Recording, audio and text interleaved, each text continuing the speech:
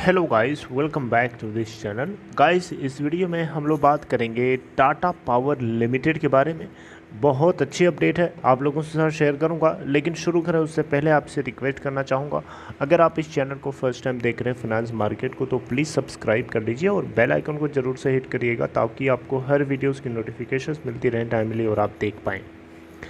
तो गाइस, जैसा कि आपको पता है, टाटा पावर लिमिटेड कल यानी वेडनेसडे के दिन 12 मई 2021 को 110.35 की ओपन प्राइस के बाद 105.15 का लो बनाता है और 110.55 का हाई। अगर हम बात करें इसके अंदर टोटल ट्रेडेड वॉल्यूम की, तो 6,19,46,163 टोटल ट्रेड हुए, जिसमें से 18.86% की डिलीवरी उठाई गई। बीएससी के ऊपर अगर आप सिचुएशन देखेंगे तो वहाँ पे भी कम वॉल्यूम ट्रेड नहीं हुआ, 41,29,934, जिसमें से डिलीवरी है 36.77%। 106.55 के ऊपर क्लोज होता है बीएससी पे और एनएससी पे क्लोज होता है 106.60 के ऊपर। टाटा पावर लिमिटेड का 52 वीक लो है 27 का और 52 वीक हाई है 114.50 का। अगर आप देखें तो इसकी मार्केट कैप है 34,062.32 करोड़ रुपए। वहीं हम बात करें इसके अंदर टेक्निकल ट्रेंड बहुत ज़्यादा बुलिश है। रिटर्न परसेंटेज अगर आप देखेंगे तो चौकन्ना रह जाएंगे। आप देखिएगा, ईयर टिल डेट में रिटर्न परसेंट है 40.91% का, एक हफ्ते में 4.51% तेज़ी है, एक महीने में 15.62%। वहीं अगर आप 3 महीने का देखेंगे तो 22.11% है, 6 मंथ में 91.73% की तेज़ी है, 1 ईयर में देखें तो 275.35% की तेज़ी है, 2 ईयर्स का देखें तो 67% की तेज़ी है, 3 ईयर्स में 30.16% की तेज़ी है। तो गाइस, इस कंपनी के अंदर कुछ फैसला लिया गया है और इसके क्वार्टर 4 के नतीजे भी आए हैं। और एक और अच्छी खबर है, वो खबर ये है गाइस कि ये आपको डिविडेंड प्रोवाइड करने जा रहा है। जी हाँ, आप यहाँ देख सकते हैं कॉर्पोरेट एक्शन में आकर के 12 मई 2021 को इसकी बोर्ड ऑफ डायरेक्टर्स की मीटिंग थी और मीटिंग का जो मेन एजेंडा था ऑडिटेड रिजल्ट को प्रोड्यूस करना और उसके अलावा डिविडेंड भी कंपनी जो है देने जा रही है। तो आइए जानते हैं कि क्या है इसका मेन खेल। तो गाइस, जैसा कि आप यहाँ देख पा रहे होंगे, 12 मई 2021 को कंपनी के बोर्ड ऑफ डायरेक्टर्स की मीटिंग थी और मीटिंग के अंदर डिसाइड किया गया है कि ये जो है एक या एक से ज़्यादा बार में non cumulative redeemable taxable listed rated securities in the form of non convertible debentures यानी NCDs, इन सारे इंस्ट्रूमेंट्स के माध्यम से लगभग ये 5,500 करोड़ रुपए तक, जी हाँ, 5,500 करोड़ रुपए तक का अमाउंट जो है ये एग्रीगेट कर सकते हैं। 5,500 तक का मतलब ये है कि अगर उससे थोड़ा कम होगा चलेगा, लेकिन उससे ज़्यादा नहीं चलेगा। यानी 5,600 करोड़ रुपए या 5,501 करोड़ रुपए यहाँ पे नहीं माना जाएगा। 5,500 करोड़ रुपए मैक्सिमम है, उससे नीचे कोई भी अमाउंट हो सकता है और एक या एक से ज़्यादा बार में अलग अलग इंस्ट्रूमेंट्स को यूज़ कर सकते हैं नॉन कन्वर्टेबल डिबेंचर्स के रूप में, NCDs के रूप में। राइट, तो यहाँ से जो फंड आएगा, कंपनी का बोलना है कि ये जो फंड आएगा यहाँ से, ये यूटिलाइज़ करेंगे रीफाइनेंसिंग ऑफ एग्जिस्टिंग लोन्स, यानी जो इनके एग्जिस्टिंग लोन्स हैं उसको रीफाइनेंस करने के लिए, यानी उसको पे करने के लिए ये यूज़ करेंगे, ऐसा कंपनी की तरफ से बताया गया। एक और सबसे अच्छी खबर ये है, टाटा पावर के अंदर क्वार्टर 4 के नतीजे भी रिलीज़ कर दिए गए। देखिएगा यहाँ पे 481 करोड़ रुपए का नेट जो है इनको इस बार प्रॉफिट हुआ है, यानी इनका बॉटम लाइन निकल के आता है 481 करोड़। जी हाँ, ये आप बिल्कुल सही सुन रहे हैं, 481 करोड़ इनके क्वार्टर 4 के नतीजे हैं। अभी मैं आपको पूरे एनुअल का बताऊंगा, यानी फिस्कल ईयर 2021 के लिए। अगर आप देखें यहाँ पे तो यहाँ पे अगर आप देखें तो 474.70 करोड़ का इनको नेट प्रॉफिट हुआ था क्वार्टर 4 फिस्कल ईयर 2020 के अंदर। लेकिन फिस्कल ईयर 2021 के अंदर क्वार्टर 4 में इनको 481.21 करोड़ का नेट प्रॉफिट हुआ है। ऑलराइट, तो यहाँ पे बताया गया है कि कंपनी के अंदर जो ये मार्जिनल राइज हमें देखने को मिला है कंसोलिडेटेड प्रॉफिट में, वो लगभग 1% का है in compare to Q4 previous physical year. ये जो भी बताया जा रहा है एक कंसोलिडेटेड है, याद रखिएगा। कंसोलिडेटेड में कंपनी का कोर रेवेन्यू नहीं होता, बल्कि उसकी जितने भी छोटी बड़ी आर्म्स होती हैं, जितनी सब्सिडीज होती हैं, उन सभी के प्रॉफिट्स को ऐड करके नेट प्रॉफिट होता है और सभी का रेवेन्यू को ऐड करके नेट रेवेन्यू होता है।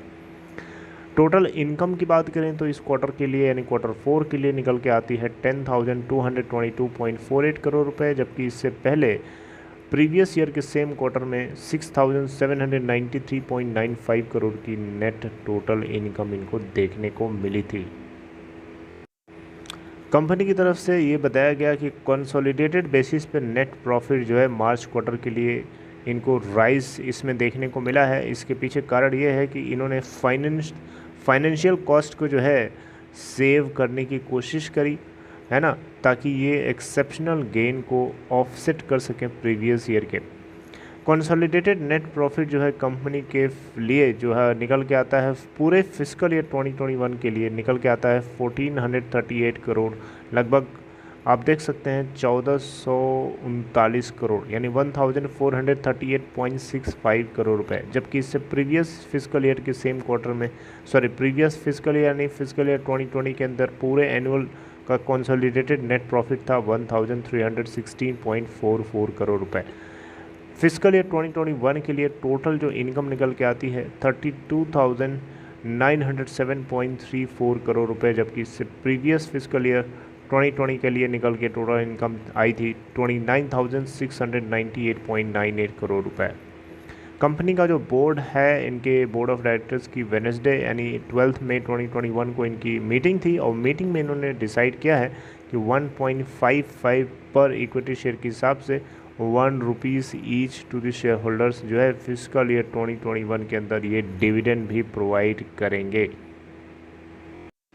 एक चीज़ यहाँ पे और नोटिस करिए, कंपनी के एनुअल जनरल मीटिंग रखी गई है यानी AGM है 5 जुलाई 2021 के अंदर।